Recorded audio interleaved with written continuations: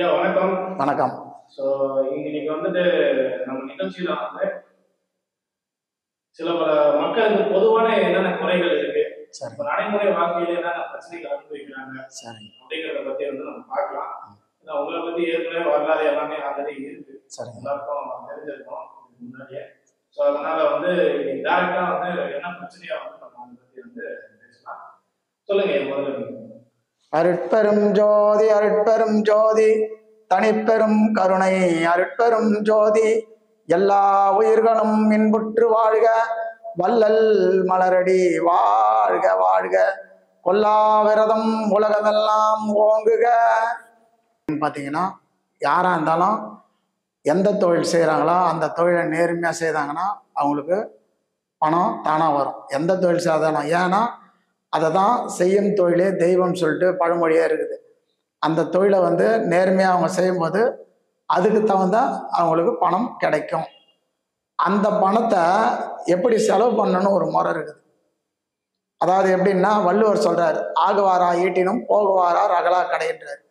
இப்போ ஒரு மாதத்துக்கு ஒருத்தர் 30,000 ரூபா சம்பாதிக்கிறாருன்னா அவர் 35,000 ரூபா செலவு பண்ணால் அவருக்கு கடன் வந்துடும். அப்போ அவர் 30,000 ரூபா சம்பாதிக்கிற என்ன பண்ணணும்னா ஒரு 5,000 ரூபா மிச்சம் மீத்து நான் அவர் சேஃப்டியில் வச்சுட்டாருன்னா சேவிங் மாதிரி, அப்போ அவருக்கு வந்து ஒரு வருஷத்துக்கு ஒரு 12,500 60,000 ரூபாய் நிற்கும். அதை ஏதாவது ஒரு செலவுக்கு அவர் இது பண்ணிடுறாரு. அதுக்காக தான் சொல்கிறார், ஆகுவாரா ஈட்டினும் போகுவாரார் அகலா கடைன்றது. நம்ம வரவுக்கு ஏற்ற செலவு பண்ணோம், அதுக்கு மீறி செலவு பண்ணால் கடன் தொழிலாகி குடும்ப கஷ்டம் ஆகும். இதுக்கும் இன்னொரு அவ்வை சொல்லுது, அருமையான ஒரு பாடல் சொல்லுது, செயல் சொல்லுது. என்னன்னு சொல்லுதுன்னா, ஆன முதலில் அதிகம் செலவானால் மானம் மயந்து மதிக்கெட்டு போன திசை, எல்லோருக்கும் கள்ளனாய் ஏழு பிறப்பில் தீயனாய் நல்லோருக்கும் பொல்லனாய் நாடு என்று குறிப்பிடுறது. ஏன்னா அந்த கடன் பட்டதுனால நல்லவங்களுக்கு கூட அவன் கெட்டவனா மாறிடுவானா, 7 பிறப்பிலும் அவன் தீயனாயிடுவானா அப்படின்னு சொல்லிட்டு ஒரு பொருள் சொல்லிடுது. அப்போ ஆகையால் நீங்கள் மக்களுக்கு பயணப்படக்கூடிய அளவுக்கு அருமையான கேள்வி கேட்டுருக்கிறீங்க. பணம் இது. அதே போல் இன்னொரு விஷயம் என்னன்னு பார்த்தீங்கன்னா, இன்னைக்கு வந்து எல்லாருமே கவலையில் இருக்கிறாங்க. அப்போ அந்த கவலை எதுக்காக காரணம் அப்படின்னா, வீணான ஆசைப்படக்கூடாது அவங்க. அதை தான் புத்தர் பெருமான் என்ன சொல்கிறாருன்னா, ஆசையே துன்பத்துக்கு காரணம்னு சொல்கிறார் புத்தர். அப்போ நம்ம ஆசை வந்து இருக்கணும், அது அளவோடு இருக்கணும், தேவைக்கேற்ற ஆசை இருக்கணும். அதுக்கு மீறி ஆசை தான் என்ன ஒன்றா ஆசைப்பட்டால் நமக்கு துன்பம் வரும். அப்போ துன்பம் வரும்போது கவலை வரும், கவலை வந்த பிறகு நோய் வரும். நோய் வந்தோன்னா நம்ம பணம் சம்பாரிச்சதெல்லாம் எடுத்துன்னு போய் டாக்டர்கிட்ட கொடுக்கணும். அதுக்காக தான் பழமொழி ஒன்று என்ன சொல்லிக்கிறாங்கன்னா, நோயற்ற வாழ்வே குறைவற்ற செல்வம் அப்படின்னு சொல்லியிருக்கிறாங்க. அப்போ நம்ம நோய் இல்லாமல் வாழணும்னா என்ன பண்ணணும்னா, நம்ம நல்ல உணவை சாப்பிட்ணும். அப்போ நல்ல உணவுனா என்னன்னு பார்த்தீங்கன்னா, சைவ உணவை சாப்பிட்ணும்.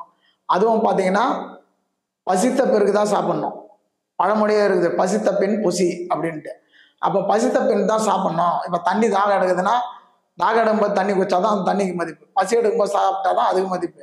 அப்போ அது மாதிரி நமக்கு உடல் ரீதியாகவே வந்து அதுக்கு ஆட்டோமேட்டிக்காக நமக்கு அந்த வேலையை செய்துன்னு தான் இருக்கும். தூக்கம் வரும்போது கண்டிப்பாக தூங்கி தான் ஆகணும். அப்போது உடல் ரீதியான அந்த உபாதைகள்லாம் நீங்கள் வந்து கரெக்டாக பண்ணிட்டீங்கன்னா உங்களுக்கு எந்த நோயை இல்லாமல் வாழலாம். அதுதான் நோயற்ற வாழ்வே குறைவற்ற செல்வம்னு பழமொழியை சொல்லிக்கிறாங்க. இதெல்லாம் மனிதன் வாழ்க்கையில் இதெல்லாம் ஒரு அடிப்படையான தத்துவத்தை நம்ம கடைபிடிச்சு நம்ம வாழ்ந்தோம்னா எல்லாம் நல்லா இருக்கலாம். தவறு. ஏன் அதை தவறுன்னு சொல்கிறோம்னா, தவறுன்றதை விட பாவம் அது. அப்போ ஏன் இதை பாவம்னு சொல்லணும்னா, நான் ஒன்று சொல்லலை, இதை வந்த ஞானிகள் எல்லாருமே சொல்லியிருக்கிறாங்க. அப்போ வள்ளுவர் என்ன சொல்கிறாருன்னா, தான் ஊன் பெருக்க ஊன் உண்பார்க்கு எங்கு ஆயினும் அருள்ன்ற. தன்னுடைய உடலை இந்த பெருக்கிறதுக்காக மற்ற ஊனை உண்பவனுக்கு எங்கே ஆயினும் அருளார், எங்கே போனாலும் அவனுக்கு அருள் கிடைக்காது, எந்த கோயிலுக்கு போனாலும் அவனுக்கு அருள் கிடைக்காதுன்ற. அப்போ அதை நம்ம விடணும் அப்படின்றார். இதை விட்டாக்கா அவனுக்கு அருள் கிடைக்கும். என்ன எத்தனை 1000 கோயிலுக்கு போனாலும் அவனுக்கு அருள் கிடைக்காதான். ஏன்னா அவன் பாவம் அவன் செய்கிறான் இல்லைங்களா. ஒரு உயிரை கொண்டு சாப்பிடும் போது என்ன அவன் பாவம். அப்போ பாவம் செய்கிறவனுக்கு அருள் கிடைக்குமானா அருள் கிடைக்காது. அதை தான் சொல்கிறாரு. அதுக்கப்புறம் இன்னொன்று சொல்கிறாரு, இந்த புலாலால் விட்டவங்களுக்கு ஒரு பொருள் சொல்கிறாரு அற்புதமாக. இன்னொரு குறள், கொல்லான் புலாலை மறுத்தானே எல்லா உயிர்களும் கை கூப்பி தோழன்று. அப்போ இந்த கொண்டு சாப்பிட்ற அந்த புலாலை மறுத்தவனுக்கு இந்த உலகத்தில் உள்ள எல்லா உயிர்களும் அன்பு செலுத்தும் அப்படின்ட்டு திருவள்ளுவர் பெருமான் சொல்கிறார். இதே தான் ஏசப்பாவும் சொல்கிறாரு அற்புதமாக பைபிளில். பாவத்தின் சம்பளம் மரணம் அப்படின்றார். யார் ஒருத்தன் பாவம் சொல்கிறான்னா அவனுக்கு தண்டனை மரணம் தான் கொடுப்பேன் அப்படின்னு சொல்கிறாரு. அப்போ எல்லாம் வந்த ஞானிகள் எல்லாருமே என்ன பண்ணுறாங்கன்னா அன்பை தான் சொல்கிறாங்க, கருணையை சொல்கிறாங்க. எல்லா உயிர் மேலே நம்ம அன்பு செலுத்தணும் அப்படின்றாங்க. அப்போ அந்த அன்பு எப்படி போனால் ஒரு உயிரை கொண்டா அது அன்பாகும்னா அன்பு இருக்காது, அது அரக்க குணம். அப்போ அந்த அரக்க குணத்தை நீக்கி மனித குணத்துக்கு வரணும். மனிதன் வந்து பார்த்தீங்கன்னா யாராக இருந்தாலும் மாமிசம் உண்றவன் எந்த மனிதனாக இருந்தாலும், அவன் படித்தவனாக இருக்கட்டும், பணக்காரனாக இருக்கட்டும், எவ்வளோ பெரிய ஆளாக இருந்தாலும் அவன் மாமிசம் உண்பவனுக்கு பேர் என்னன்னு பார்த்தீங்கன்னா மிருக மனிதன். மாமிசம் விட்ட பிறகு தான் அவன் மனித நிலைக்கே வரான். இதெல்லாம் பொருள் இருக்குது, இது உலகில், இது உண்மையை தான் சொல்லுவேன் நான். ஏன்னா நம்ம வள்ளலாறுல கிட்டத்தட்ட 35 வருஷமா பயணம் பண்ணின்னு இருக்கிறேன். அப்போ இந்த 35 வருஷமா பயணம் பண்ணி நான் என்ன சாதனை பண்ணிக்கிறேன்னா, நான் மருத்துவராக இருக்கிறேன். சித்த மருத்துவராகி மக்களுக்கு வந்து பார்த்தீங்கன்னா எல்லாருக்கும் இலவசமாக வைத்தியம் பண்ணுறேன். அதாவது என்னை கேட்குறவங்களுக்கு நான் இலவசமாக தான் பண்ணுறேன், காசெல்லாம் வாங்குறதில்ல. ஏன் அதை நான் காசு வாங்குறதுக்கு காரணம் என்னன்னா, ஆண்டவன் படைப்பில் மூலிகை எங்கே பார்த்தாலும் வளருது. அந்த நோய் என்ன சொல்கிறாங்களோ அதை இந்த பறித்து இதை சாப்பிடுங்க, உங்களுடைய நோயை குணப்படுத்திங்கன்னு சொல்லிட்டு அந்த மாதிரி பண்ணுறோம். ஆனால் காசு வாங்குறவங்களை பற்றி நான் தப்பாக நான் எதுவும் சொல்ல, என்னுடைய கருத்தை நான் சொல்கிறேன், என்னுடைய அனுபவத்தை சொல்கிறேன். இதுதான் என் உண்மை. இந்த மாமிசம் அப்படிங்கிறது ஒருத்தர் வந்துட்டு விரும்பி சாப்பிடுறதை தாண்டி இது பொதுவா வந்துட்டு ஒரு நடைமுறை வாழ்க்கையில ஒரு உணவுன்ற மாதிரி ஆயிடுச்சுங்க. இப்போ வந்துட்டு இது எந்த விதத்துல வந்து, அதாவது ஒரு மனிதன் அப்படிங்கிற குறிக்கோள் இந்த எண்ணங்களை வச்சு பார்க்கும்போது இது தவறா, இல்லை இது உணவா அருந்தது உடலுக்கே வந்து தவறா அப்படின்னு? அற்புதமான கேள்வி, சூப்பரான கேள்வி கேட்டுக்கிறீங்க. அதாவது வந்து பார்த்தீங்கன்னா இந்த மாமிச உணவு வந்து பல வகையாக நான் சொல்கிறேன் பாருங்க. அதை சாப்பிடும் போது என்னன்னா ஒரு உயிர் வந்து அது நம்மள மாதிரி தான் ஒரு ஜீவன். அதை கொல்லும் போது நமக்கு பாவம் வரும். அதுக்கு அறிவுபூர்வமாக நம்ம சிந்திச்சு பார்த்துக்கணும். இப்போ அதை தான் வள்ளுவர் சொல்கிறாரு. என்ன சொல்கிறாரு பார்த்தீங்கன்னா, எப்பொருள் யார் யார் வாய் கேட்பினும் அப்பொருள் மெய்ப்பொருள் காண்பது அறிவுன்றது. ஏன்னா நம்ம எல்லா மனிதனுக்கும் அறிவு இருக்குது. அப்போ ஒரு உயிரை கொல்லும் போது அது பாவமா இல்லையான்னு நம்ம சிந்திச்சு பார்த்துக்கணும். அப்போ பாவம் தெரியும் போது அதை விடணும். இதுதான் மனித இயல்பு, மனித நேயம், அதான் கருணைய. அப்போ இது ஒரு பக்கம் இருக்கு. ஆனால் உணவுன்னு எடுத்துன்னு போனால் இது உணவே இல்லை. இது யாருக்கு உணவுனா மிருகங்களுக்கு உணவு. ஏன்னா மனிதன் வந்து எல்லா நிலைகளிலும் உயர்ந்தவன். அதனால தான் அவை என்ன சொல்றது, மனிதனாய் பிறதல் அரிது அரிது மனிதனாய் பிறதல் அரிது, அதிலும் ஊன் குருடு செவிடு பேடு நீப்பி பிறதல், அதிலும் ஞானமும் கல்வியும் நயத்தல் அரிது, அதிலும் தானமும் தவமும் சிறந்தல் அரிது அப்படின்னு சொல்லிட்டு அவ்வையே சொல்லுது. மனித பிறவி வந்து உயர்வான பிறவி அப்படின்னு சொல்லிட்டு அவ்வையா சொல்லுது. அப்போ அந்த உயர்வான ஒரு மனித பிறவை எடுத்துட்டு நாம வந்து அறிவோடு வாழணும். அதுதான் இங்க கணக்கு. அப்போ அறிவு கட்ட செயலோட நம்ம வாழ்ந்தோம்னா அப்போ நம்ம மனிதனா பிறந்தது பிரயோஜனம் இல்லை. இதை கூட வள்ளுவர் சொல்றாரு, தோன்றினும் தோன்றுக புகழோடு தோன்றுக அக்தலார் தோன்றாமை நன்று. ஒரு மனிதன் பிறந்தான்னா அவன் வந்து என்ன பண்ணணும், புகழ் இருக்கணும். அப்போ புகழ் என்னன்னா சாதிக்கணும், ஏதாவது ஒரு சாதனை பண்ணணும். இப்போ நல்ல மனிதன் சொல்லிட்டு ஒருத்தன் வாழ்ந்து இறங்குறான்னா அதுவே சாதனை தான். ஆனால் அதுலேயும் ஏதாவது ஒன்று கண்டுபிடிச்சி வாழறான்னு வச்சுக்கணும், அப்போ இன்னும் அதை விட சாதனை, ஒரு ஃபேன் கண்டுபிடிக்கலாம், ஏதாவது ஒன்று கண்டுபிடிக்கணும், அது சாதனை. அப்போ இவனுடைய சாதனை வந்து இந்த உலகம் நிலை உலகம் இருக்கிற வரைக்கும் அது நிலைச்சு நிற்கும். அப்போ அதை தான் சொல்றாரு, ஒரு புகழ் இருக்கும். அதை தான் சொல்றாரு, தோன்றினும் தோன்றுக புகழோடு தோன்றுக அக்தலார் தோன்றாமை நன்றுன்ற. அப்போ நீ பிறந்தினா புகழோட நீ பிறந்து நீ இறந்தினா அதுக்கு மதிப்பு இருக்குது. இது வள்ளுவருக்கே அந்த சாரம், அந்த குரல். ஏன்னா அந்த குரல் வந்து அவருக்கே பொருந்தும். அதனால தான் அவர் 2500 ஆண்டுகளுக்கு முன்னாடி எழுதி வச்ச குரல் இன்னைக்கு எல்லா லாங்குவேஜ்லேயும் போய் எல்லா மக்களும் பயன்படக்கூடிய அளவுக்கு அது திருக்குறள் இருக்குது. இதுதான் உலக பொதுமறை நூல் அப்படின்னு சொல்றாங்க. அப்போ அந்த குரலுக்கு ஏற்ற மாதிரி அவர் வாழ்ந்துக்கிறாரு. அந்த குரல் அவருக்கே சமர்ப்பிக்கலாம். ஏன்னா அந்த குரல், அதுக்கும் இன்னொரு குரல் சொல்றாரு, கற்க கசடர கற்பவை கற்ற பின் நிற்க அதற்கு தகன்றார். ஒரு மனிதன் படிக்கிறதே எதுக்கு தெரியுமா? அறிவுக்காக தான். அப்போ அந்த அறிவு விருத்திக்காக தான் படிக்கிறான். அப்போ அந்த அறிவு விருத்தி எதுக்காகனா, ஒரு விஷயத்த நம்ம படித்தோம்னா அது பிரகாரம் நம்ம நடக்கணும். அப்போ அப்படி நடந்தோம்னா அந்த படித்ததுக்கும் பிரயோஜனம், நம்ம வாழ்க்கைக்கும் அது பிரயோஜனம். அதுதான் சொல்றாரு, கற்க கசடற. ஏன்னா அதில் சில பிழைகள்லாம் கூட இருக்கும், நீ அதை நீக்கிட்டு தெளிவா படி அப்படின்ற. கற்க கசடற கற்ற பின், அதுக்கப்புறம் நல்லா தெரிஞ்சுக்கிட்ட பின் நிற்கன்ற. நிற்கன்னா நீ அது பிரகாரம் நின்று அது பிரகாரம் வாழணும். அப்படி ஒரு காலம் நீ வாழ்ந்தினா அந்த படிச்சதுக்கு உனக்கு எல்லாத்துக்கும் மதிப்பு அப்படின்னு ரொம்ப தெளிவாக சொல்றாரு திருக்குறள்ல. அதனாலதான் வள்ளுவ பெருமான் வந்து உலகம் பொதுமறை நூல் வந்து மனிதன் வாழ்வியலுக்கே அது அற்புதமான நூல். அது அதே மாதிரி வந்தனா நீ எல்லாம் திருவள்ளுவர் மட்டும் இல்லை, எல்லாருமே வந்து பார்த்தீங்கன்னா வள்ளலார்லேருந்து திருவள்ளுவர்லேருந்து இயேசுலேருந்து நபிகள் நாயகம் இவங்க எல்லாருமே வந்தது எதுக்குன்னா, இந்த மனிதர்கள் எல்லோரும் நல்லா ஒற்றுமையாக வாழணும், அன்போடு வாழணும், இரக்கத்தோடு வாழணும், பண்போடு வாழணும், பணிவோடு வாழணும், சேவை மனப்பான்மையாக வாழணும், ஒற்றுமையாக வாழணும், எந்த விதமான பேதம் இல்லாமல் வாழணுன்றதுக்காக தான் எல்லா ஞானிகளும் உபதேசிச்சு. அது பிரகாரம் நம்ம வாழும்போது என்ன ஆகும்னா நமக்கு நல்லதான் நடக்கும் என்ற வாழ்க்கையில் கெட்டது எதுவும் நடக்காது. இது என் அடியாரினுடைய அனுபவ கருத்தை தான் உங்ககிட்ட பரிமாறிக்கிறேன். அதாவது என்னன்னா பார்த்தீங்கன்னா, இன்னைக்கு மக்கள்கிட்ட வந்து பார்த்தீங்கன்னா, அறியாமை நீங்கிருக்கு. அறியாமை ஏகப்பட்டது இருக்குது. இப்போ என்னான்னு பார்த்தீங்கன்னா, பணக்காரன் வந்து ஒரு கான்வென்ட்ல படிக்க வைக்கிறதுக்கு தகுதி இருக்குது, பணம் இருக்குது. அவன் படிக்க வைக்கலாம். ஒரு பெரிய ஸ்கூல்லயோ, காலேஜ்லயோ. ஆனா, அதுக்கு தான் அரசாங்கமே இன்னைக்கு எல்லா சலுகையும் வச்சிருக்கிறாங்க. அப்போ நாம வந்து நம்ம தகுதிக்கு ஏத்த மாரி, பணம், வசதிக்கு ஏத்த மாரி நீங்க அரசாங்க பள்ளியிலே படிக்கலாம். அரசாங்க காலேஜ் இருக்குது, அதுல படிக்கலாம். அப்போ அதுக்கு தகுந்த மாரி அந்த படிப்பை நீங்க நல்லா படிச்சு மார்க் எடுத்தீங்கன்னா, அவங்களே எல்லாமே சலுகை குடுக்குறாங்க. இத வந்து நீங்க வந்து வாழ்வியல்ல நீங்க வந்து கரெக்ட்டா கடைப்பிடிக்கணும். இப்போ வந்து நீங்க இவ்வளோ பெரிய கேள்வி கேட்டதுனால, நான் உங்களுக்கு ஒரு நல்ல ஒரு என்னுடைய வாழ்வியல் கருத்தை உங்களுக்கு சொல்றேன்.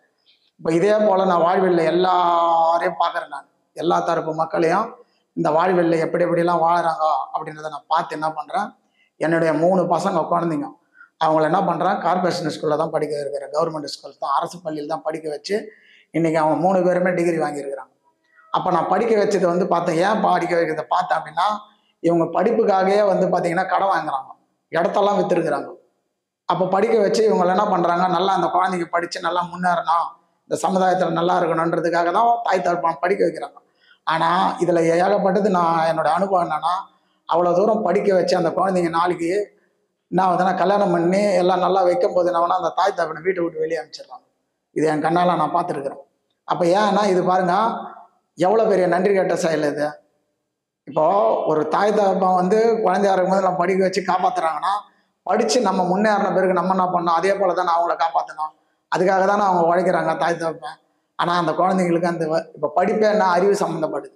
அப்போ படிச்சு நீ அறிவு இல்லாம ஒரு தாய் தகப்பனை வெளித்தரணும் அப்படின்னா பிரயோஜனம் ஒன்று படிக்க வச்சு. இது வந்து என்னோட வாழ்வில் இதெல்லாம் பார்க்குறேன்.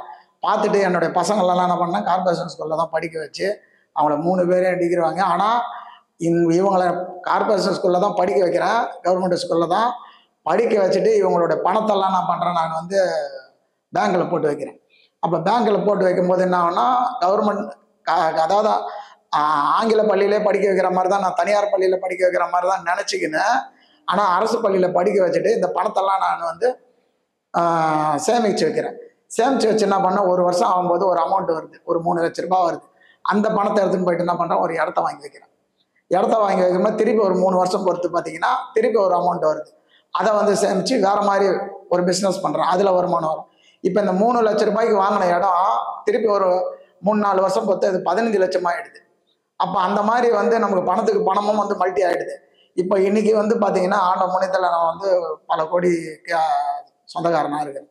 எப்படி இருக்குன்னா, இந்த பணத்தை வந்த வருமானத்தை அதை முதலீடு பண்ணி அதை நல்லா தரமாக உயர்த்தி இன்னைக்கு அவங்க படிச்சுட்டு, என்னுடைய கோரிக்கை என்னன்னா, படிக்கிற பசங்க எங்கே வேணாலும் படிக்காது, கான்வென்ட்டை தான் படிக்க வைக்கணும், இல்லை அரசாங்க பள்ளியில் தான் படிக்க வைக்கணும். படிக்கிற பசங்களை நம்ம வளர்க்குற விதம் தான் இருக்குது. அதை நல்லா சொல்லி வளர்த்தோம்னா தாய் தப்பன் அவங்க எங்க நல்லா படிப்பாங்க. இப்போ அதை வந்து இது ஒரு சாதனையாக நான் படிச்சிருக்கிறேன். இப்போ என் குழந்தைங்களை நல்லா தான் படிக்க வச்சுக்கிறேன், நல்லா டிகிரி வாங்கிக்கிறேன், நல்ல முறையில் எல்லாமே திருமணம் செய்து கொடுத்துரு. பையன் வண்டி தான் திருமணம் பண்ணணும், அவரும் டிகிரி வாங்கியிருக்கிறேன்.